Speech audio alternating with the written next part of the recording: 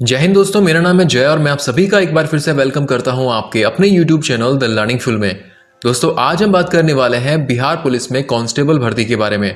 जी हां दोस्तों, बिहार में कांस्टेबल के 8,415 पदों पर भर्ती के लिए नोटिफिकेशन जारी कर दिया गया है।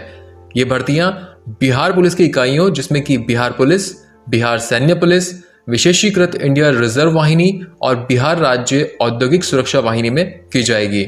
तो दोस्तों, इस वीडियो में हम इस वैकेंसी के बारे में डिटेल से बात करने वाले हैं और इस भर्ती को लेकर आपके मन में अगर कोई भी डाउट है तो इस वीडियो को देखने के बाद आपके सभी डाउट क्लियर हो जाएंगे। तो दोस्तों, इस वीडियो में हमारे साथ शुरू से अंत तक बने रहें। तो चलिए शुरू करते हैं। दोस्तों, ये वैकेंसी CSBC यानी कि central selection board of constable ने निकाली है। अब बात करते हैं पोस्ट नेम के बारे में। जैसा कि पता ही है कि ये पोस्ट जो है वो है पुलिस कांस्टेबल की पोस्ट है। अब बात करते हैं यहाँ पे टोटल नंबर ऑफ पोस्ट के बारे में। तो बता दें कि यहाँ पे जो टोटल पद है वो है 8,415। अब बात करते हैं कैटेगरी वाइज वैकेंसी डिटेल के बारे में। तो स्क्रीन पे आपको यहाँ एक टेबल दिखाई दे रही होगी। इस टेबल में अलग अलग कैटेगरी के हिसाब से उस कैटेगरी में कितने पद हैं वो स्क्रीन पे दे रखे हैं।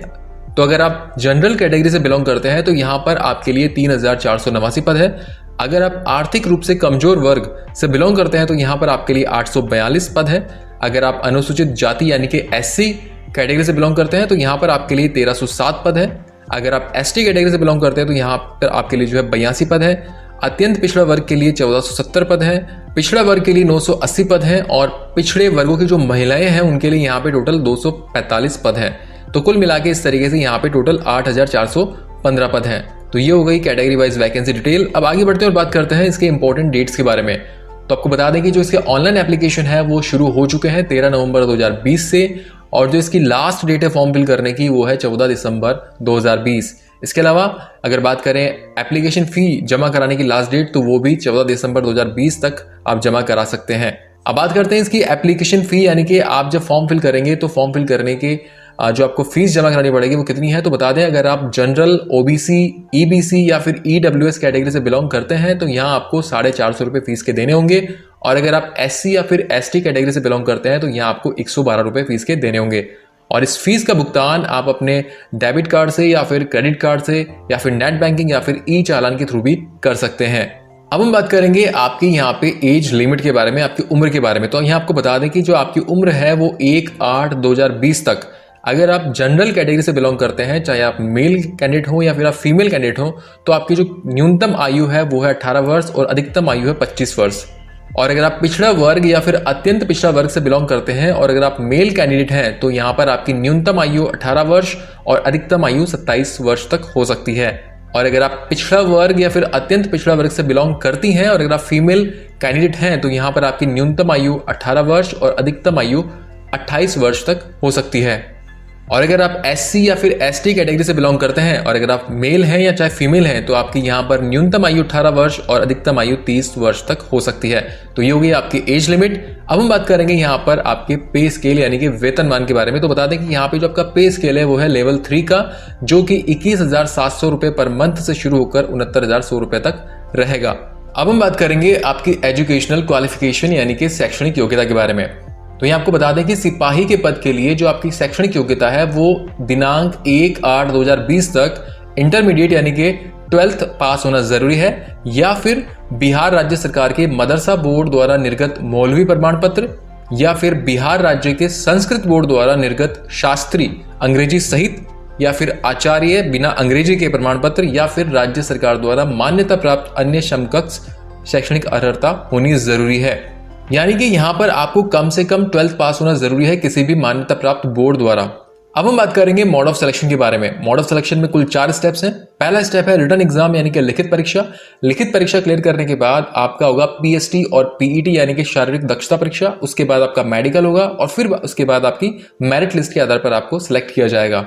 तो यहाँ पर हम इन चारों स्टेप्स के बारे में एक एक करके बात करते हैं। तो सबसे पहले बात करेंगे रिटन एग्जाम के बारे में।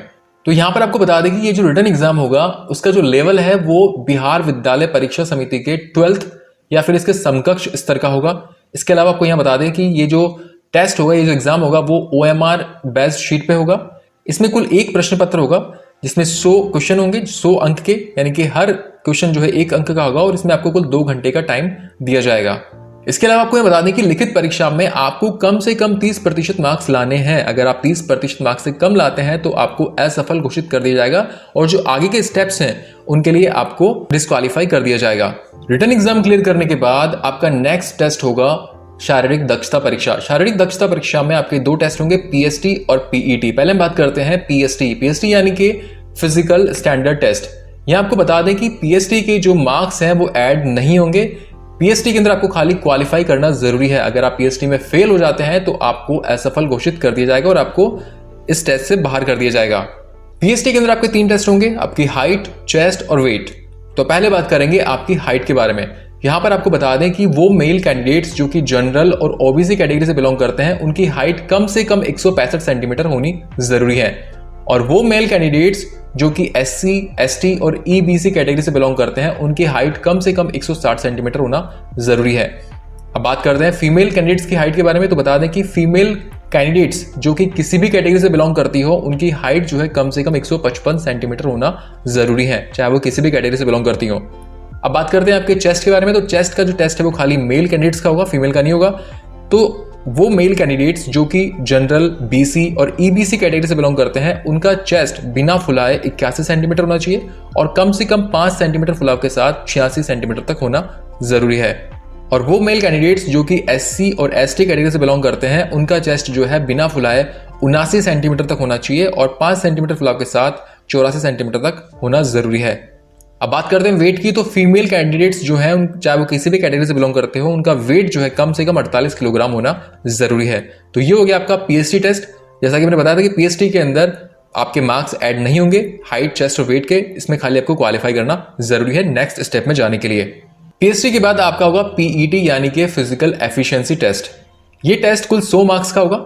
इसमें आपके 3 टेस्ट होंगे, एक तो आपकी रनिंग होगी, इसके अलावा आपकी ऊंची कूद होगी, इसके अलावा एक गोला फेंक होगा। तो पहले हम बात करते हैं रनिंग के बारे में। रनिंग कुल 50 अंक की है। इसमें सबसे पहले बात करते हैं मेल कैंडिडेट्स की रनिंग के बारे में। तो यहाँ पे बता दें कि जो मेल कैंडिडेट्स हैं चाहे वो किसी भी कैटेगरी से बिलोंग करते हो उनकी जो रनिंग होगी वो होगी 1.6 किलोमीटर की। और ये 1.6 किलोमीटर की रनिंग के लिए आपको अधिकतम जो टाइम मिलता है वो है 6 मिनट।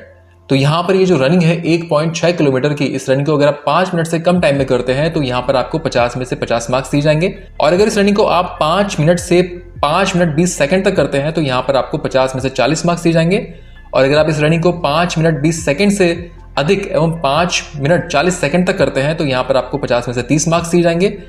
और अगर आप इस रनिंग को 5 मिनट 40 सेकंड से अधिक एवं 6 मिनट तक करते हैं तो यहाँ पर आपको 50 में से 20 मार्क्स दिए जाएंगे।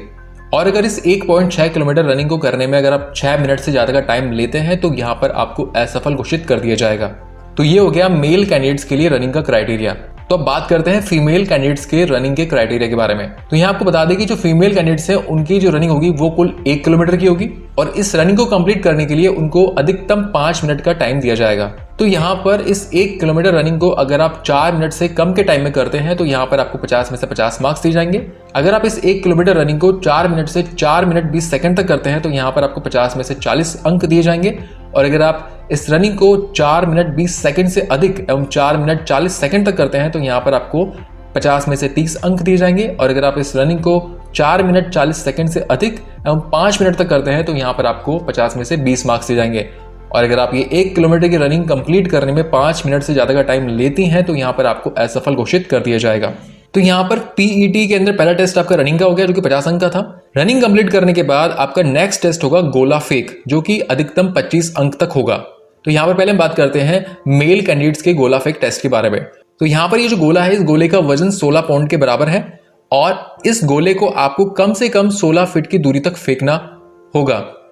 बात करते हैं यहाँ पे कि आप कितनी दूरी पे इसको फेंकेंगे तो आपको कितने अंक मिलेंगे उसके बारे में बात कर लेते हैं। तो अगर आप ये गोला 16 फीट से लेकर 17 फीट तक फेंकते हैं तो यहाँ पर आपको 25 में से 9 अंक दिए जाएंगे।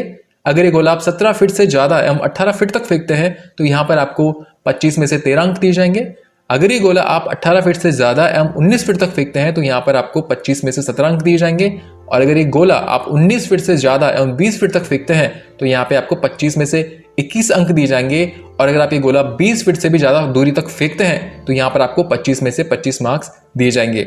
और अगर आप ये गोला जो है 16 फीट की दूरी तक भी नहीं फेंक पा रहे हैं, 16 फीट से कम दूरी तक फेंक पाते हैं तो यहाँ पर आपको असफल घोषित कर दिया जाएगा। अब बात करते हैं फीमेल कैंडिडेट्स के गोला फेंक टेस्ट के बारे में। तो यहाँ पर बता दें कि इस गोले का वजन 12 पाउंड के बराबर होगा और इस 12 पाउंड के गोले को कम से कम आपको 12 फीट की दूरी तक फेंकना होगा। अगर आप ये गोला 12 फीट से 13 फीट तक फेंक पाते हैं तो यहाँ पर आपको 25 में से 9 अंक दिए जाएंगे, और अगर आप ये गोला 13 फीट से ज्यादा एवं 14 फीट तक फेंक पाती है तो यहाँ पर आपको 25 में से 13 अंक दिए जाएंगे, और अगर आप ये गोला 14 फीट से ज्यादा एवं 15 फीट तक फेंक पाती है तो यहाँ पर आपको 25 में से 17 अंक दिए जाएंगे, और अगर आप ये गोला जो है 15 फीट से ज्यादा एवं 16 फीट तक फेंक पाती है तो यहाँ पर आपको 25 में से 21 अंक दिए जाएंगे, और अगर आप ये गोला 16 फीट से ज्यादा की दूरी तक फेंक पाती है तो यहाँ पर आपको 25 में से 25 अंक दिए जाएंगे। तो ये हो गया आपका गोला फेंक टेस्ट जो कि कुल 25 मार्क्स का है। तो पीईटी के अंदर पहला टेस्ट था आपका रनिंग का, सेकंड आपका हुआ गोला फेंक का, और जो थर्ड टेस्ट है जो कि लास्ट टेस्ट है पीईटी के अंदर वो है आपका ऊंची कूद का, और ये ऊंची कूद का टेस्ट भी कुल 25 अंक का होगा। तो पहले हम बात करेंगे मेल कैंडिडेट्स की ऊंची कूद के बारे में। तो ये आपको बता दें कि मेल कैंडिडेट्स को कम से कम 4 फीट की ऊंचाई तक कूदना ही है। अब बात करें अगर अंकों की, तो अगर आप 4 फीट की ऊंचाई तक कूद पाते हैं तो यहाँ पर आपको 25 में से 13 अंक दिए जाएंगे। अगर आप 4 फीट 4 इंच तक कूद पाते हैं तो यहाँ पर आपको 25 में से 17 अंक दिए जाएंगे। अगर आप 4 फीट 8 इंच तक कूद पाते हैं तो यहाँ पर आपको 25 में से 21 अंक दिए जाएंगे, और अगर आप 5 फीट की ऊंचाई तक कूद पाते हैं तो यहाँ पर आपको 25 में से 25 अंक दिए जाएंगे, और वो कैंडिडेट्स जो कि 4 फीट से कम कूद पाते हैं उनको असफल घोषित कर दिया जाएगा। अब बात करते हैं फीमेल कैंडिडेट्स की ऊंची कूद के बारे में। तो यहाँ पर फीमेल कैंडिडेट्स को कम से कम 3 फीट की ऊंचाई तक कूदना ही है। अब बात करें अगर अंकों की, तो अगर आप 3 फीट की ऊंचाई तक कूद पाती हैं तो यहाँ पर आपको 25 में से 13 अंक दिए जाएंगे, और अगर आप 3 फीट 4 इंच की ऊंचाई तक कूद पाती है तो यहाँ पर आपको 25 में से 17 अंक दिए जाएंगे, और अगर आप 3 फीट 8 इंच तक कूद पाती है तो यहाँ पर आपको 25 में से 21 अंक दिए जाएंगे, और अगर आप 4 फीट तक कूद पाती है तो यहाँ पर आपको 25 में से 25 अंक दिए जाएंगे। एक और चीज आपको बता दें कि जो रनिंग होगी उसमें खाली आपको एक ही अटेम्प्ट मिलेगा, एक ही चांस मिलेगा, लेकिन जो गोला फेंक और जो ऊंची कूद है इसमें आपको 3 मौके दिए जाएंगे। सो फ्रेंड्स, ये हो गई आपकी शारीरिक दक्षता परीक्षा। इसके बाद आपका नेक्स्ट स्टेप होगा वो है मेडिकल टेस्ट। फ्रेंड्स, यहाँ हम आपको बता दें कि पुलिस के मेडिकल टेस्ट को लेकर हमने एक सेपरेट वीडियो बना रखा है, उसका लिंक हमने इस वीडियो के डिस्क्रिप्शन में दिया हुआ है। आप उस वीडियो को देखकर पुलिस के मेडिकल में आपके बॉडी के कौन कौन से पार्ट्स चेक होते हैं उन सभी के बारे में आप डिटेल से वहां पर उस वीडियो को देख के पता कर सकते हैं। और मेडिकल टेस्ट क्लियर करने के बाद आपकी फाइनल मेरिट लिस्ट जारी होती है, और उस मेरिट लिस्ट के बेसिस पर ही आपका सिलेक्शन होता है। सो फ्रेंड्स, ये था इसका मोड ऑफ सिलेक्शन। और अब हम फाइनली बात करते हैं कि आप इस वैकेंसी के लिए अप्लाई कैसे कर सकते हैं। तो अप्लाई करने के लिए जो इसकी ऑफिशियल वेबसाइट है उसका लिंक हमने इस वीडियो के डिस्क्रिप्शन में दिया हुआ है, तो वहां जाकर आप इसका ऑनलाइन फॉर्म फिल कर सकते हैं। ऑनलाइन फॉर्म फिल करने की लास्ट डेट है 14 दिसंबर 2020। सो फ्रेंड्स, ये वीडियो था CSBC यानी कि central selection board of constable ने बिहार पुलिस की भर्ती निकाली है। इसमें टोटल पद है 8415। दोस्तों, उम्मीद करते हैं कि आपको हमारे द्वारा दी गई जानकारी अच्छी लगी होगी। वीडियो अच्छा लगा हो तो प्लीज इस वीडियो को लाइक और अपने दोस्तों के साथ शेयर जरूर करें, और फ्यूचर में इस चैनल पर इसी तरह के यूजफुल वीडियोस देखने के लिए इस चैनल को सब्सक्राइब करके बेल आइकन जरूर दबाएं। So thank you for watching our video. जय हिंद।